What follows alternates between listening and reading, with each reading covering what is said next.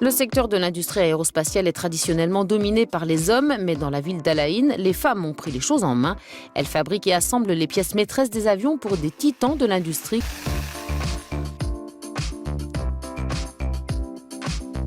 Ces femmes représentent à elles seules 86% de la main-d'œuvre locale dans cette branche d'activité.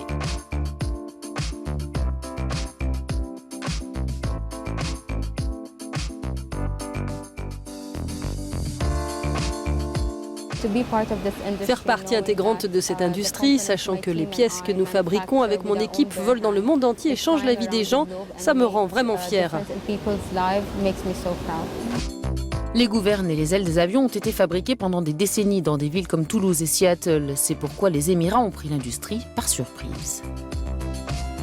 Il y a 10 ans, à Al Ain, là où se trouve désormais le QG de Strata Manufacturing, l'usine de fabrication de structures composites pour l'aéronautique, il n'y avait que du sable. Cette société a donné un gros coup de pouce à l'économie locale et a renforcé les plans plus larges de diversification établis par les Émirats arabes unis. L'entreprise a également tiré parti de la croissance mondiale du secteur aéronautique en livrant un nombre record de pièces l'an dernier, près de 10 000, soit un chiffre d'affaires de plus de 136 millions de dollars.